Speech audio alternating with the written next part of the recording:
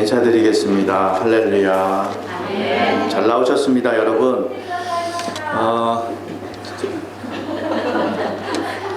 네, 제 얼굴을 이렇게 보시면 여러분은 기분이 좋으세요? 아니면 좀 불쾌하세요? 제가 정말 너 자신을 알아라 그처럼 저도 저를 잘 몰랐었는데요. 제 아내가 제 얼굴을 보면 자꾸 긴장을 해서 왜 내 얼굴 보면 긴장할까? 저도 많이 좀 심각하게 생각을 해봤는데 결국에는 제 얼굴이 웃는 얼굴이 아니라는 거 결론을 줬어요. 아, 내 얼굴에 심각한 문제가 있구나. 내가 얼굴이 굳어 있구나. 웃지 않는구나. 사람들한테 호감을 안 주고 있구나. 그거를 늦게 알았어요. 그 삼성그룹에 좋은 연구소가 있는데 그 삼성경제연구소에서 한국 사람들 20대에서 50대까지 성인 남자 500명을 조사를 했어요. 하루에 얼마큼 웃나. 그러니까 성인 남자가 한 번 웃기 발동이 걸려서 웃으면 8.2초, 8초. 그리고 하루에 10번. 그냥 80초밖에 안 웃는다는 거죠. 항상 얼굴이 굳어 있는 거죠. 많이 웃지 않아요. 웃을 일이 없죠. 웃을 일이 없고 웃을지도 않아요. 근데 영적으로 볼 때 심각한 표정, 심각한 언어는 귀신이 드글드글 하는 거예요. 그러니까 우리는 우정, 일부라도 웃어야 돼요. 저는 그래서 혼자 있을 때 피식피식 웃으려고 많이 노력을 해요. 제가 좋아하는 사람을 생각을 해요. 교인들을 생각하고, 교인들만 생각하면 웃겨요. 웃고. 정 안 되면 제가 좋아하는 짜장면으로 생각을 해요. 짜장면 먹어야지. 짜장면 먹고 그 뒷맛이 좋지. 그래서 우정 막 웃으려고 애를 써요. 많이 웃고 또 우리가 언어가 밝고 좋은 언어를 쓰면 뭐 꼬인 것이 없는 거죠. 근데 자꾸 심각하게 회의도 제가 한국에 있을 때 회의 때 심각한 회의가 되면 아이디어가 안 나와요. 다 분쟁이 나고 부딪혀요. 그래서 3M이라는 회사에서는 하루에 50분 동안 일부러 잡담하는 시간이 있어요. 그 잡담을 통해서 잡담하면서 막 깔깔대고 웃고 별 쓸데없는 얘기를 저거 왜 꺼내지? 회의 때 그런 얘기하면 안 돼요가 아니고 무슨 얘기도 다 좋으니까 다 꺼내서 잡담으로 얘기하면 거기에서 3M의 발명품 3분의 2가 거기서 나왔다는 거예요. 놀랍죠? 우리도 웃을 일이 없고 심각해야 될 상황이지만 우리가 제일 좋아하는 게 있잖아요. 하나님, 예수의 십자가를 생각을 하면서 정말 빵긋빵긋 웃으면 이곳이 하나님 나라가 되는 거죠. 마찬가지예요. 여러분 서로 성도 간에 만났을 때 권사님 사랑해요 이런 얘기 하기도 민망하고 또 잘 못하잖아요. 교인들끼리 만나면 손을 한번 꼭 잡아주시고 그것도 안 되면 한번 웃어주는 거죠. 한번 웃어주는 거죠. 저는 요즘 계속 제가 노력하는 거는 웃는 거예요. 웃는 거. 그냥 설교만 하나님을 사랑하십니다. 하나님을 사랑하고 우리 서로 사랑합시다. 이야기가 울리는 꽹과리밖에 안 되잖아요. 울림이 없잖아요. 그러니까 감동이 없는 거죠.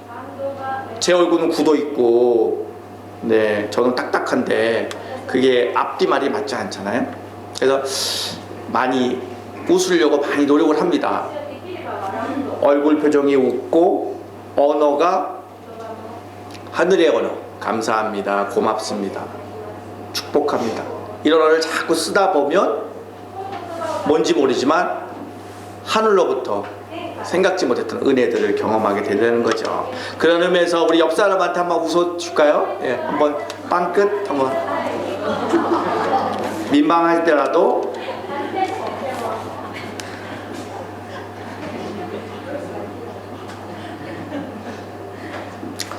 옆사람 우리 교인들 만나면 손 한번 꼭 잡아주고 다 알아 힘들지?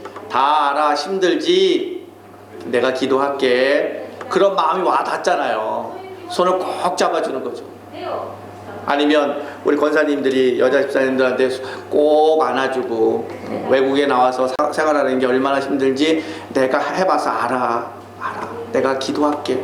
그 마음 내가 알아. 꼭 안아주고 한번 빵긋 웃어주면 그 마음이 교회 오기 전까지 딱딱했던 마음들이 그냥 술술 다 녹잖아요. 막 견뎌야 돼, 견뎌야 돼, 막 견뎌야 돼, 견뎌야 돼, 견뎌야 돼. 막 그냥 견디다가 마음과 몸이 굳어 있다가 교회에 와서 천사 같은 우리 교우들이 손 한 번 만져주고 권사님들이 그렇게 안아줘서 내가 살아봐서 알아. 얼마나 힘들어. 내가 기도할게. 이렇게 마음에 와 닿잖아요.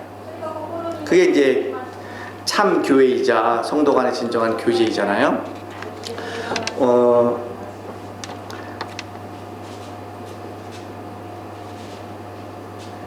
사람들의 마음을 움직이는 게 힘일까요? 사랑일까요? 권력일까요?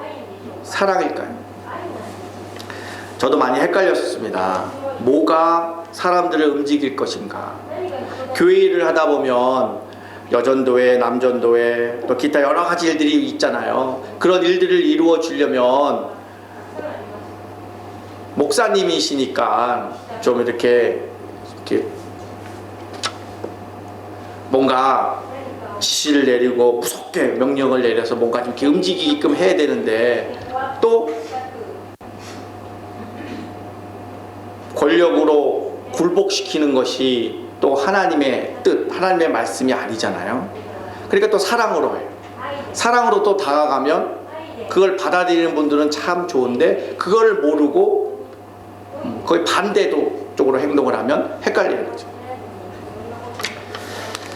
여러분, 제가 한번 질문해 볼게요. 하나님 말씀대로 살면 손해볼까요? 하나님 말씀대로 살아가면 손해볼 것 같은 두려움이 여러분 안에 있습니까? 가족들이나 친척들이나 직장 동료들에게 사랑하면 그 사랑이 여러분에게 뭘로 다시 돌아오나요? 거기에 대한 두려움은 여러분 갖고 계신지 모르겠습니다. 세상 하나님을 모르는, 하나님을 경외하지 않는 사람들은 뭔가 힘을 갖춰야 돼요.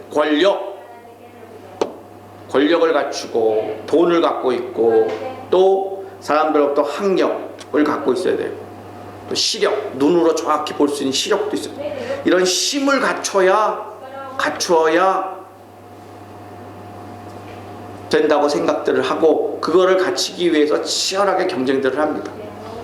근데 오늘 성경은 그렇게 말씀하지 않습니다. 5절 너희 안에 이 마음을 품으라 곧 예수의 마음이 그는 근본 하나님의 본체시니 하나님과 동등됨을 취할 것을 여기지 아니하시고 오히려 자기를 비워 종의 형체를 가지사 사람과 같이 되셨고 사람의 모양으로 나타나사 자기를 낮추시고 죽기까지 복종하셨으니 곧 십자가에 죽으심이라.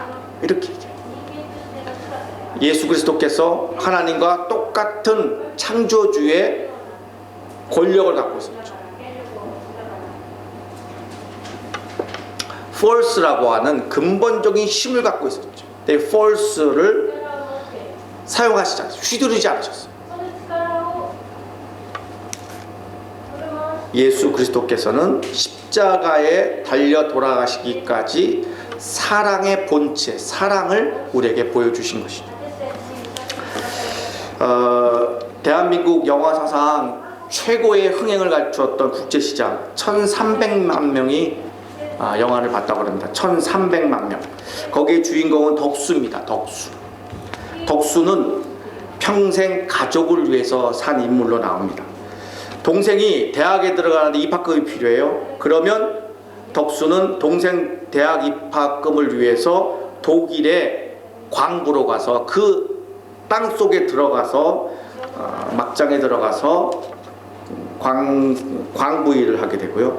여동생 결혼하고 꽃분이라고 하는 가게를 내기 위해서는 월남 전쟁에 가서 돈을 벌어옵니다.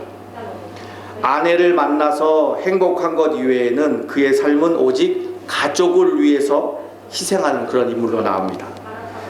그는 어린 시절부터 할아버지가 될 때까지 변함없습니다. 아내가 이렇게 물어봐요. 여보, 당신은 왜 늘 다른 사람을 위해서만 사나요? 이제는 당신을 위해서 좀 살면 안 됩니까? 이렇게 아내 영자 씨가 이렇게 물어봐요. 근데 그는 이렇게 담담하게 이렇게 대답합니다. 그냥 이렇게 사는 게 내 팔자야.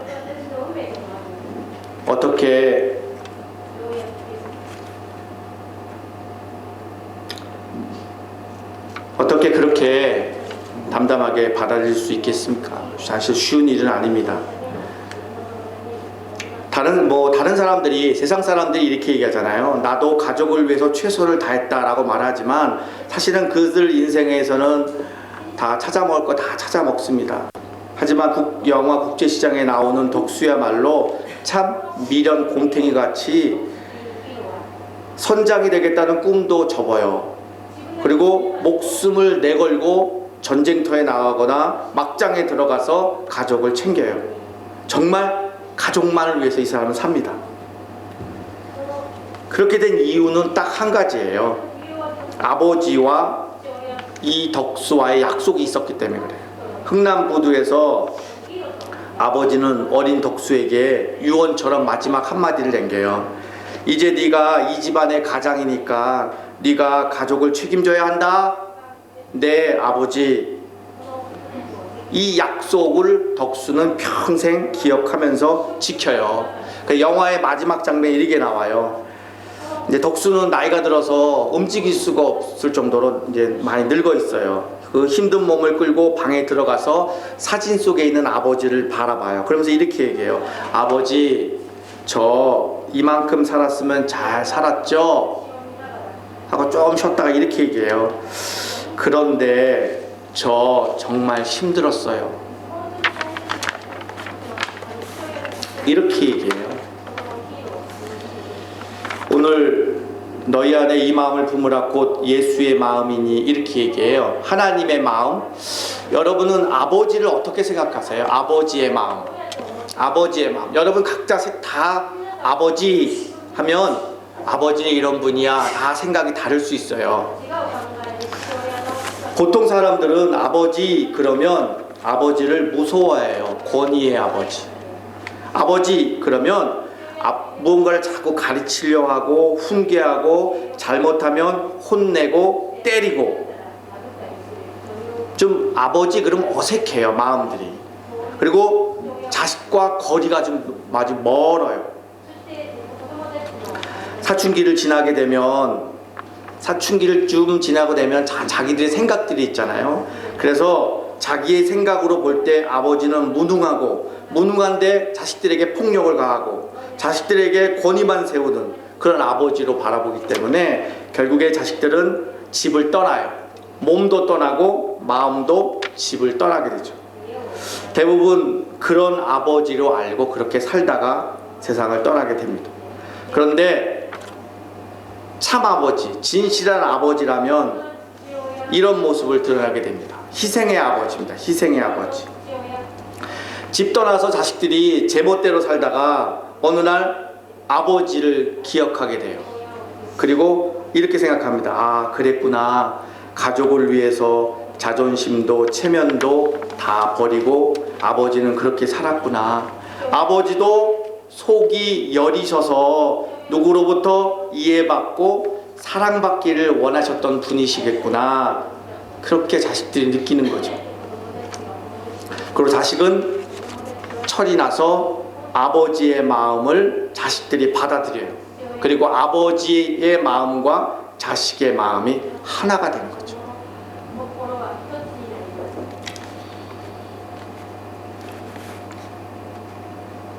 흥남부두에서 많은 사람들이 살아남기 위해서 아비규환과 같이 사람들이 막 들끓는 거기에 흥남부두에서는 약 10만 명이 피난민으로 내려왔던 그런 곳입니다.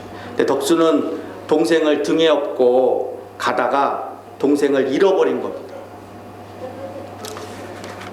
아버지는 동생을 잃어버린 그 덕수를 향해서 이 바보 같은 놈아, 너 혼자 살겠다고 네 동생을 내팽개치냐? 이렇게 혼내시지 않으셨던 거죠. 덕수의 아버지는 덕수가 뛰어내려야 될 그 자리에 아버지가 대신 뛰어내립니다. 그리고 아버지는 덕수에게 이렇게 얘기하는 거죠. 너가 장남이니까 집안의 가장이 되어야 한다. 이렇게 마지막 말을 남겨놓고 뛰어내리죠. 덕수가 아버지 그러면 권위의 아버지가 아니라 희생의 아버지로 생각하는 결정적인 사건이 바로 이거였어요. 그 국제시장 영화의 아주 핵심적인 내용이 이겁니다. 1950년 12월 12일부터 24일 어느 날 아주 매서운 한파가 몰아치는 흥남부도 안에서 10살짜리 소년이 5살짜리 여동생 손목을 잡고 사람들 틈 사이에서 엄마 아빠를 열심히 따라가고 있는 겁니다. 그래서 아주 힘겹게 소년이 가판에 먼저 올라와요. 그리고 동생의 손목을 잡고 확 끌어올리는데 그만 동생의 손을 끌어당기는 게 아니라 동생의 저고리의 소매를 확 끌어당기면서 동생은 바다에 뚝 떨어집니다. 그때 딸을 찾기 위해서 아버지는 사는 것을 포기하고 배 밑으로 떨어집니다. 그러면서 덕수에게 마지막 유언과 같은 얘기를 합니다. 네가 장남이니까 이제부터 네가 집안의 가장이 되어서 집안을 지켜야 된다. 이렇게 마지막 말을 남기는 것입니다. 이런 말이죠. 덕수야, 내가 너를 사랑하는 거 알지? 그래, 내가 너를 사랑하는 것처럼 이제 너도 가족을 사랑해야 된다. 알겠지? 이렇게 말하는 거죠.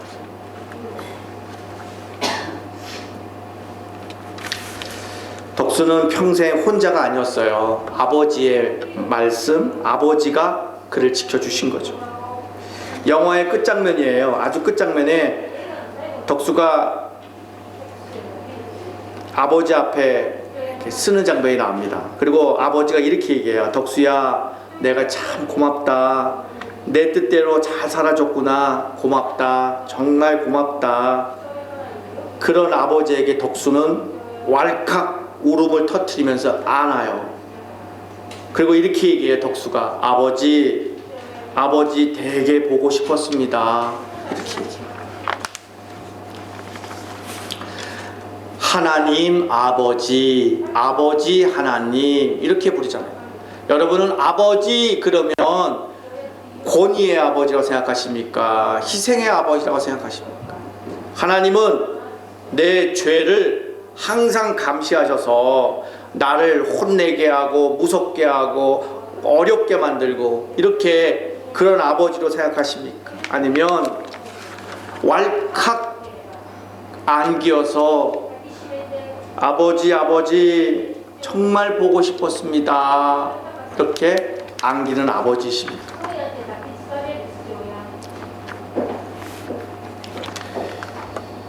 하나님은 죄를 미워하되 죄인을 사랑하십니다. 그러나 타락한 사람들은 거꾸로 하고 있습니다. 세상에 타락하는 사람들, 하나님을 경외하지 않는 사람들, 하나님을 무서워하지 않는 사람들, 하늘을 무서워하지 않는 사람들은 죄를 사랑하고 죄인을 미워합니다. 우리는 그 틈바구니에 있는 거예요. 하나님은 죄를 무서울 정도로 미워하십니다. 하지만 죄인을 뜨겁게 사랑하시는 겁니다. 그게 바로 십자가 아니겠습니까? 하지만 세상 사람들은 죄를 즐기면서 죄를 너무너무 사랑하고 있습니다. 하지만 죄인을 미워합니다. 저주합니다. 우리가 살고 있는 이 시대의 대부분이 죄에 대한 감각을 잃어버렸기 때문에 자신 스스로가 죄인임을 몰라요. 죄인임을 모릅니다. 죄인일지 모르니까 죄 용서함에 대한 갈망함이 없는 거예요. 십자가에 대한 정확한 이해와 복음에 대한 이해가 없기 때문에 하나님의 크신 사랑을 말하면 순수함으로 가지고 있었던 시대에는, 순수함을 갖고 있던 시대에는 십자가를 통하여 그 은혜에 감사해서 울컥 눈물도 나고 통곡도 나고 정말 감사의 눈물이 났는데, 순수한 시대에서 벗어나서 정말 마음 안에 탐욕과 마음 안에 악함이 가득한 이 시대에는 그 감동을 잃어버렸던 시대에 우리가 살고 있는 것입니다. 정말 무서운 시대에 우리가 지금 살고 있습니다. 정말 사람들은 점점점 짐승이 되어가고 있습니다. 성경에서 사람의 타락, 이거는 하나님을 잃어버린, 하나님이 나를 사랑하시는 것, 하나님이 나를 위하여 어마어마한 희생을 하셨다는 것을 잃어버리는 겁니다. 잃어버린 시대에 살고 있는, 그게 바로 짐승이라는 겁니다.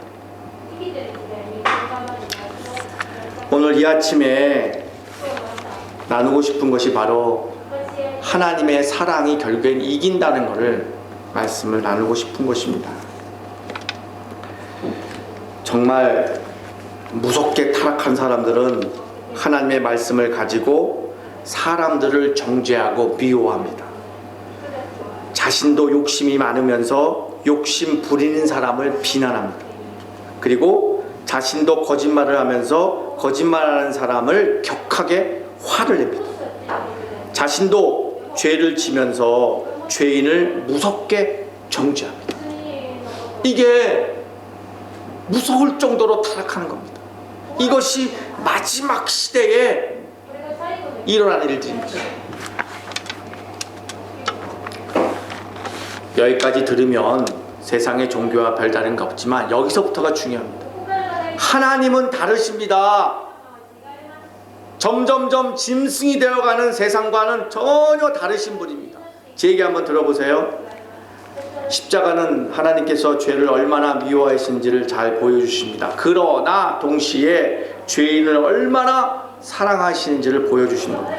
하나님이 이렇게 말씀하세요. 로마서 5장 8절, 우리가 아직 죄인 되었을 때에 그리스도께서 우리를 위하여 죽으심으로 하나님께서 우리에 대한 자기의 사랑을 확증시키셨느니라, 이렇게 말씀하세요. 이게 복음이에요. 이게 복음. 누구든지 회개하고 주 예수를 믿으면 모든 죄에서 용서받고 하나님의 자녀가 되고 주님과 함께 일평생 같이 살면서 하나님을 사랑하는 성화까지 되는 그런 일들이 있는 거죠. 근데 문제가 있어요. 7절, 오히려 자기를 비워 종의 형체를 가지사 사람들과 같이 되셨고 사람의 모양으로 나타나사 자기를 낮추시고 죽기까지 보존하셨으니 곧 십자가에 죽으십니다. 이렇게 얘기해요. 곧 십자가에 죽으십니다. 저 스스로도 하나님 앞에 정직히 돌이켜보면 타락한 본성을 갖고 있는, 악하고 약한 본성을 갖고 있는 저로서는 누군가를 사랑할 수가 없어요. 그게 저의 마음의 아픔이에요. 누구를 좋아하는 감정, 정말 어린아이들이 불장난하는 것처럼 누구를 눈이 맞아서 좋아했다, 이거는 사랑이 아니고, 진실한 사랑은 누군가를 위해서 희생하고 누군가를 위해서 고생하고 헌신하는 게 진실한 사랑 아니겠습니까? 참아주고 믿어주고 기다려주고, 이러한 사랑을 우리들의 본성으로는 할 수 없다는 게 우리들의 문제. 그럼 어떻게 하라고요?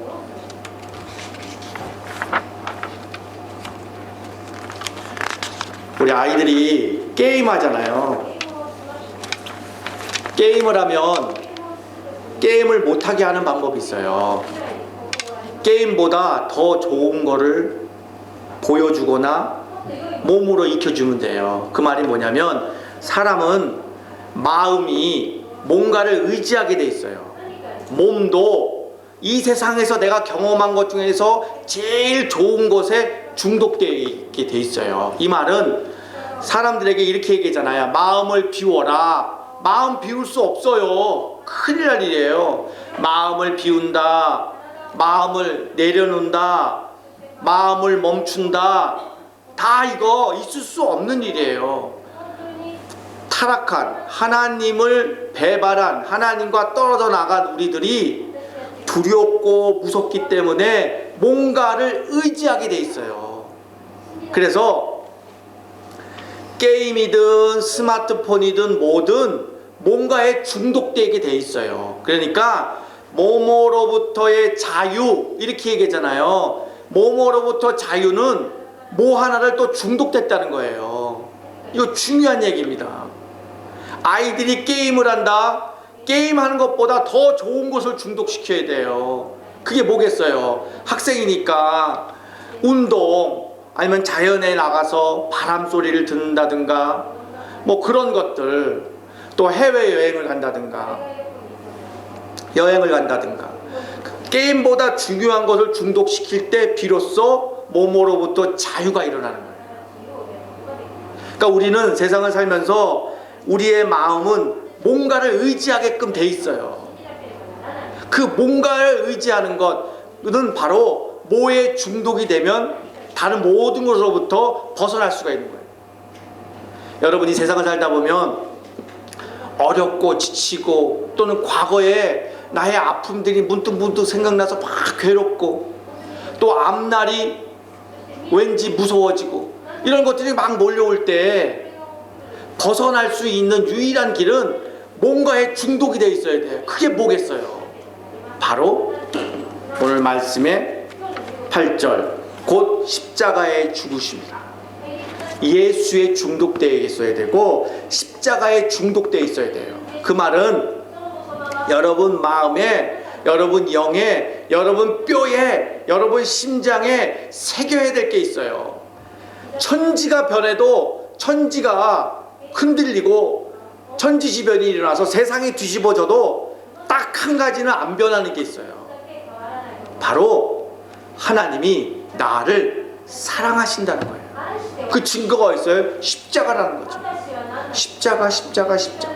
십자가를 늘 머릿속, 마음속, 여러분 영에 새겨야 돼요.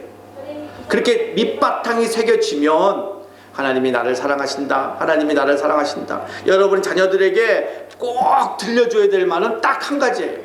다른 말은 여러분 자녀들 귀에 안 들려요. 자녀들 입장에서 부모는 영원한 스트레스 존재잖아요. 부모님이 아무리 좋은 얘기를 해도 다 아이들은 스트레스로 듣는 거예요. 부모님은 올바른 이야기, 똑똑한 이야기를 들려줘도 자식들은 다 스트레스인 거예요. 부모가 자식들에게 아무리 좋은 거를 줘도 다 스트레스로 받아요. 유치원 애들한테까지 물어보세요. 유치원 애들한테 진지하게 한번 물어보세요. 유치원 아이들한테 진지하게 물어보세요. 엄마는 너를 이때까지 다 좋은 거 줬는데 너는 엄마가 준 게 어떻게 느꼈니? 다 스트레스로 느껴요. 어쩔 수 없어요. 하지만 아이들이 귀가 닳도록 그들이 중독이 돼야 되는 것은 바로 뭐냐면 그래도 하나님이 너를 사랑한다는 거예요. 그래도 너를 사랑한다. 중독시켜야 돼요.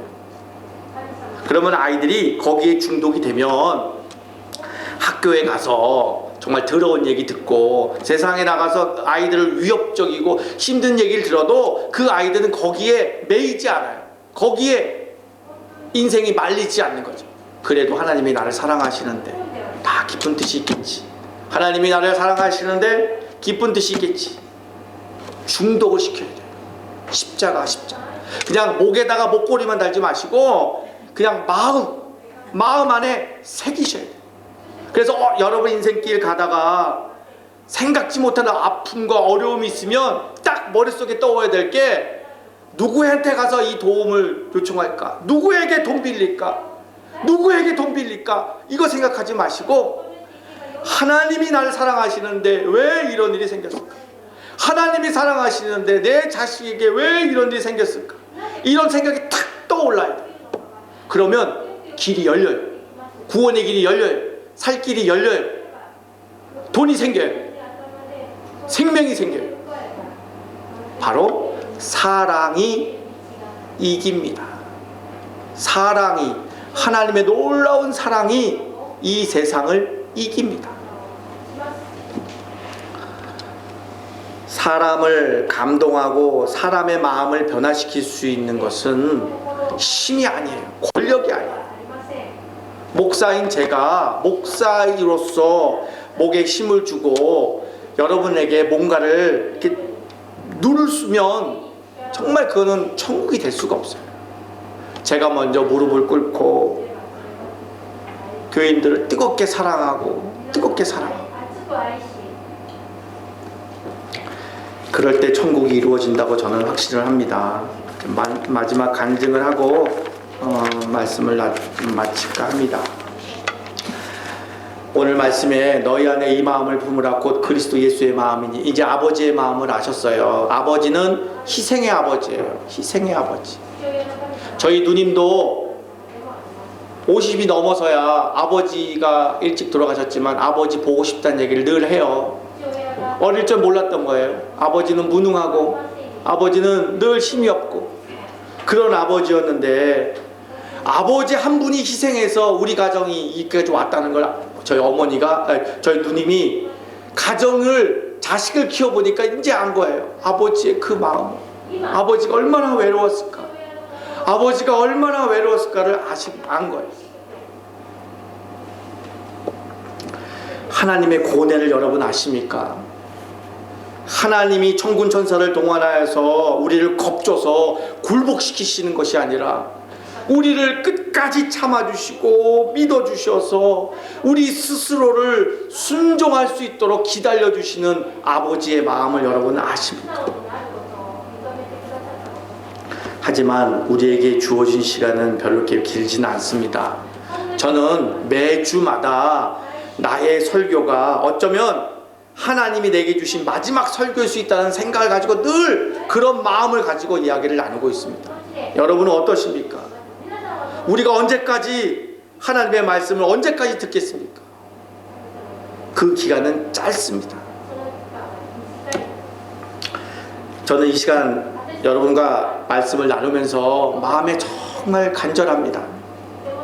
세상에 속거나 세상 사람들의 말에 속아서 여러분의 인생이 위협적이지가 않고 하나님의 그 크신 사랑으로 인해서 정말 여러분 행복하시기를 간절히 바랍니다. 아버지의 마음이니 6절, 그는 근본 하나님의 본체시나 하나님과 동등됨을 취할 것을 여기지 아니하시고 오히려 자기를 비워 종의 형체를 가지사 사람들과 같이 되셨고, 8절, 사람의 모양으로 나타나사 자기를 낮추시고 죽기까지 복종하셨으니 곧 십자가에 죽으심이라. 제가 잘 아는 송신복 전도사님의 이야기예요. 송신복 전도사님은 원래 교회를 안 다녔던 사람입니다. 어느 날 중국의 공장에 취직이 돼서 이분은 거기서 일을 하기 시작했습니다. 그러던 어느 날 공장에서 같이 일하는 어느 한 사람의 집에 방문을 했어요. 그래서 식사를 나누고 그분이, 식사를 같이 나누는 분이 이렇게 얘기합니다. 자매님, 혹시 하나님에 대해서 아시나요? 그랬더니 이분이 전 잘 모릅니다. 이렇게 했더니 알았습니다. 헤어졌어요. 그래서 몇 달 후에 만났어요. 그랬더니 이분이 이렇게 얘기하는 겁니다. 송신복 자매님, 저희들이 그날 모임에 참석한 우리들이 당신을 위해서 지금까지 2달 동안 당신을 위해서 아침에 금식하면서 기도하고 있습니다. 이렇게 얘기하는 거예요. 그때 이 송신복이라는 자매는 이 사람들이 나를 얼마큼 한다고 이렇게 금식하지? 내가 교회 안 가면 이 사람들은 계속 아침을 굶을 텐데 어떻게 해야지? 하고 이 사람이 마음이 움직이기 시작했어요. 그로부터 7개월 동안 같이 식사를 나눴던 사람들은 아침마다 이 송신복 자매를 위해서 기도한 거예요. 그러고 나서 이 소식을 들은 거예요. 내가 뭔데 이 사람들이 7개월 동안 아침마다 금식하면서 내 영혼을 위해서 이렇게 기도한다는 것인가? 교회가 뭐지? 하고 궁금해서 이 사람이 교회를 발을 딛기 시작했어요. 그래서 이분은 교회에 신앙은 없지만 그저 사람들이 좋아서 교회를 왔다 갔다 하다가 어느 날 이제 한국에 방문하게 됐어요. 한국에 방문하여서 큰 아버지로부터 이런 이야기를 들어요. 신보가, 너 돌아가신 아버지가 어떤 분인지 이제야 얘기할 때가 됐구나 하고 얘기를 해요. 너의 아버지는 1948년 북한에서 북한 정권이 교회 문을 닫았거든요. 1948년에. 그때까지 교회를 다니셨는데 1948년도에 교회 닫던 날 아버지는 얼마나 슬피 울었는지 강물에 가서 머리를 물에 쳐박고 3일을 울었다. 그리고 너의 아버지는 아침 일찍 일어나서 하늘을 향하여 중얼중얼 거리면서 평생 너를 위해서 기도했단다. 그래서 너 이름이 신복, 믿을 신, 복. 이 이름도 바로 아버지 믿음의 고백이란다. 이 말을 듣고 송신복 자매는 하나님 앞에 꼬꾸라진 거죠.